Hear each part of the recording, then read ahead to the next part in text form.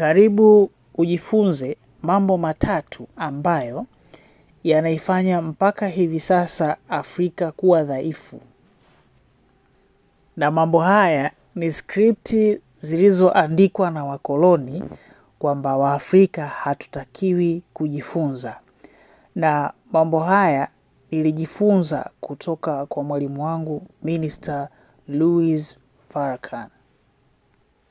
Na aliyasema haya tarehe 23 mwezi wa 4 mwaka 1993 pale Southern University, mji wa New Orleans katika jimbo la Louisiana nchini Marekani. Alisema hivi: Waafrika kuna vitu vitatu hawapaswi kuvifahamu na vimetengenezwa skripti na mabepari. Na sayansi hizo, moja ni sayansi ya uchumi, 2 sayansi ya vita, na 3 sayansi ya mahusiano. Nilipovifahamu hivi vitu ama nilipofahamu hizi sayansi 3, nilifurahi sana, nilicheka sana na nilitabasamu sana, kwa sababu kuna muda wa Afrika tunajiuliza kwamba nini chanzo cha unyonge wetu. Kumbe hatujui ni script. Ngoja nianze na sayansi ya uchumi. Anasema hivi: Waafrika hatupaswi kuwa na sayansi au kujifunza sayansi ya uchumi, kwa sababu tukiwa na uchumi mkubwa tutakuwa na nguvu ya kuwavimbia watu wengine. Tutakuwa na nguvu ya kuwavimbia mabepari. Leo hii Mchina anawavimbia mabepari kwa sababu ana uchumi mkubwa na anaongoza kwa uchumi duniani. Sasa Afrika haipaswi kuwa na uchumi mkubwa, kwa sababu itawavimbia mabepari. Mchina ili aje kuwa superpower alijifunza tangu miaka 1940. Sisi tulipopata ufunguo wa kuwa na uchumi wa kujitegemea mwaka 1967 kupitia Azimio la Arusha, tukaliona Azimio la Arusha halitufai kwa sababu ya changamoto tulizokuwa tunazipitia. Wakati Uchina ukiwauliza wao mpaka wanakuja kutengeneza uchumi wao duniani, watu wengi walikufa, mamilioni ya watu walikufa kwenye kutengeneza uchumi wa kujitegemea. Sio walikufa waliuliwa, hapana. Ni kwa sababu waliacha kumtegemea mtu mwingine, na pindi walipokutwa na changamoto za kiuchumi hakukuwa na watu wa kuwatetea. Leo hii Mchina hashikiki kiuchumi, na endapo Afrika ama nchi za Afrika tungepata uchumi mkubwa, basi mabepari wasingekuwa na sauti pale Umoja wa Mataifa. Mabepari wasingekuwa na sauti kupitia NGO zao. Mabepari wasingekuwa na sauti kupitia viongozi wao. Nataka nizitaje hizi sayansi 3 afu niingie kuzichanganua zote. Na sayansi ya pili ambayo mabepari hawataki Waafrika tuzijue ni sayansi ya vita. Hapa Minister Louis Farrakhan anasema hivi: utakiwi kuifahamu sayansi ya vita kwa sababu ukisha ujenga uchumi unatakiwa uulinde. Sasa utaulindaje kama haufahamu sayansi ya vita? Ngoja iko hivi, nitoe mfano. Nchi ya Qatar juzi hapa alienda nchi ya Saudi Arabia na Qatar, alienda rais wa Marekani Donald Trump. Walisaini mikataba, wakabadilishana rasilimali, na Donald Trump alipewa zawadi ya ndege kubwa la kifahari kama zawadi na Qatar na Saudi Arabia.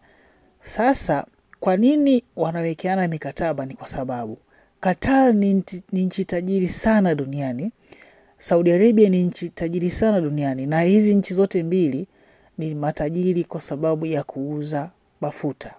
kwa sababu nchi zao zina rasilimali ya mafuta. Lakini wana wasiwasi kwamba utajiri wao unaweza ukadhurika na maadui, kwa hiyo wanahitaji sayansi ya kuwalinda. Kwa hiyo Donald Trump ameingia pale ili kutengeneza mkataba kati ya Qatar na Marekani. Mkataba huo unahusu ulinzi, yani kuilinda Qatar na utajiri walionao kutokana na ulinzi wa Marekani. Sijui unaunganisha doti hapa. Kwamba sayansi ya kwanza tumejifunza ni sayansi ya uchumi. Lakini wenzetu sayansi ya uchumi wameshaiweza, wameimudu. Lakini wana wasiwasi sayansi yao ya uchumi inaweza ikaharibiwa. Kwa hiyo sayansi ya pili hawajajifunza, inayoitwa sayansi ya vita. Sasa sayansi hii ya vita wanaitoa wapi? Ndio maana wanainunua kutoka Marekani. Mfano wa pili, Iraki miaka ya 2000 ilikuwa ni nchi inayoongoza, yani kama superpower pale Middle East. Lakini Iraki haikuwa na ulinzi mkubwa, haikuwa na ulinzi mzuri. Na ndio maana Saddam Hussein alienda kunyongwa na mabepari ili uchumi wa Iraki ushuke.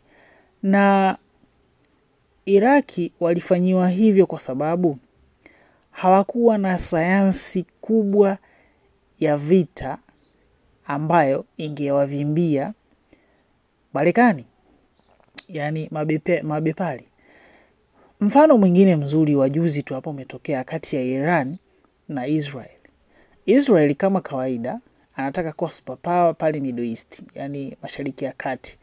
Kwa hiyo mtu ambaye anaona atamzuia ni Irani.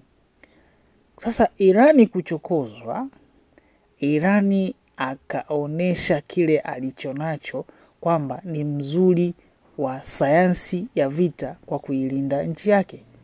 Na ndio maana ile vita ya siku 12 kati ya Israeli na Irani 2025, Israeli alisalimu amri kwa sababu hakuweza kupambana na Mwajemi. Mwajemi alikuwa ameshajipanga kwenye sayansi hii ya pili ambayo Waafrika hatupaswi kuijua au kuifahamu au kuifuatilia. Lakini wenzetu wameifuatilia, ndio maana leo hii Irani ni superpower kijeshi, moja kati ya superpower duniani kijeshi. Nchi ya Korea Kaskazini sasa hivi inamiliki silaha za nyuklia. Manake ni sayansi ya pili ya vita ambayo Waafrika hatupaswi kujua. Nchi ya kiduku leo hii haiguswi kwa sababu ina sayansi inafahamu sayansi ya vita na namna ya kujilinda. Kwa hiyo Afrika ukija kukompea, hakuna mtu anayemiliki sayansi ya vita ya kutengeneza makombora ya hali ya juu kama Iran au Marekani kama au Mchina. Afrika hakuna mtu mwenye uwezo wa kutengeneza teknolojia ya kuangusha madege makubwa. Hiyo ndiyo iliyofanya Afrika mpaka hivi sasa tunakuwa wanyonge. Sayansi ya vita. Sayansi ya kwanza ni ya uchumi, na ndio maana kwa mfano sayansi ya uchumi hatujifunzi, ndio maana Afrika ni bara masikini. Sayansi ya tatu ni sayansi ya mahusiano, yani science of needs. Sayansi hii hatutakiwi kujifunza kwa sababu Afrika tukielewana, tukiwa kitu kimoja, tutaungana, tutakuwa na nguvu. Kwa hiyo sayansi hii hatupaswi kujifunza ili tuwe rahisi kutawalika. Iko hivi, hatuijui sayansi ya mahusiano, ndio maana kila siku tunachukiana. Hatuijui sayansi ya mahusiano, ndio maana kila siku tunasalitiana. Hatuijui sayansi ya mahusiano, ndio maana vita haviishi Afrika, tunauana sisi kwa sisi. Kuto kujifunza sayansi ya mahusiano ndo kunafanya vita visiishe Afrika. Na jifunze kitu hapa, vita zinaendeshwa na silaha. Na hizi silaha zinanunuliwa kutoka nchi za magharibi na katika moja kati ya video zangu niliwahi nikatoa baadhi ya orodha ya makampuni yanayoongoza kwa uuzaji wa silaha duniani. Na mimi kwenye ile video wakati naiandaa, nilijifunza vitu vingi sana. Kwa mfano kampuni ya Mosberg. Ile kampuni ya Mosberg ni mtu na watoto wake ndo walianzisha ile kampuni ya kutengeneza silaha, kwa sababu baba na watoto walikuwa na ujuzi, lakini wanasambaza dunia nzima. Sasa kwa mfano hizo silaha zao zikija Afrika zinatuzuru sisi, kwa sababu hatuna sayansi ya mahusiano. Tungekuwa na sayansi nzuri ya mahusiano na utu, yani ubuntu, tusingenyosheana bunduki, tusingekuwa mafisadi, tusingekuwa wala rushwa. Kwa mfano nchi za ujamaa kama vile Korea Kaskazini na Uchina, sayansi ya mahusiano ni nzuri sana, na ndio maana Mchina akitoka nje ya China wakikutana huku Afrika au wamekutana sehemu nyingine, Wachina ni wamoja. Lakini leo hii mtu mweusi akitoka hapa akienda kukutana na mtu mweusi mwenzie Marekani, wao ni kama maadui, hawaaminiani, wanaona watatapeliana, wanaona watazuliana. Na hizi ni script ambazo ziliandikwa tangu enzi za kabla ya ukoloni. Afrika tuitawale vipi? Ndio ile divide and rule, wagawanye na watawale. Ndugu zangu, tunapokuwaga darasani tunasema kwa nini Waafrika ni masikini au Afrika bara masikini. Pointi nyingi tunazozitoa madarasani ni pointi tunazoletewa na mabepari, lakini ukweli unapatikana mtaani, kwamba si kweli kwamba kila tunachojifunza darasani ni kweli, kwa sababu vitabu vingi tunavyovisoma ni vitabu vya mabepari vingi.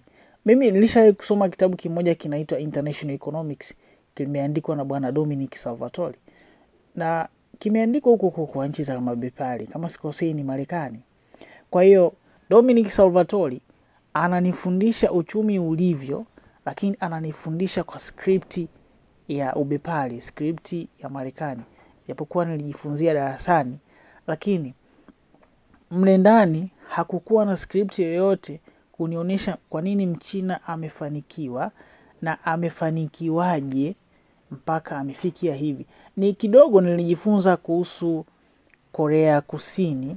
Kivipi alijifunza? Kwamba Korea Kusini alijifunza teknolojia kwa kuingiza bidhaa kutoka nchi za kibepari.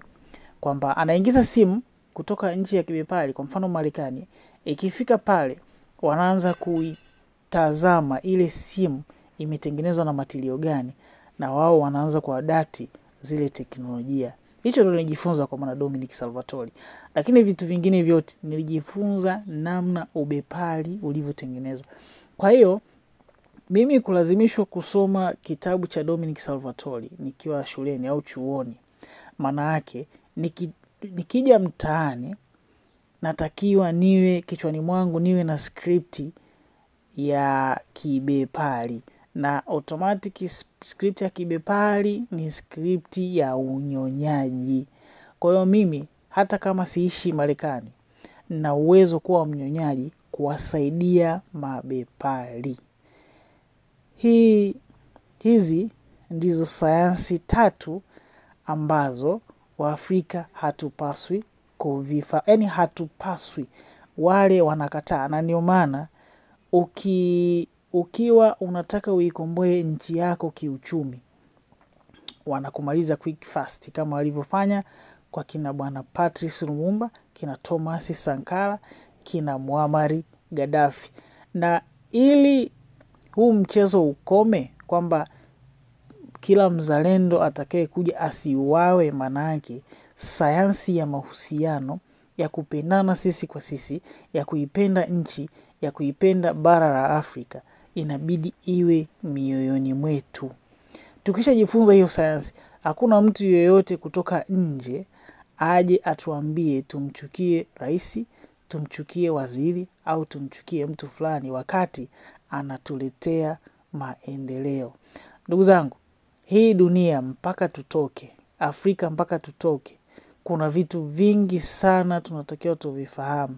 Hatupaswi kusema kwamba tutatoka kwa kumchukia mtu fulani, kwa kumchukia rais fulani, au kwa kumchukia tajiri fulani. Sio kweli.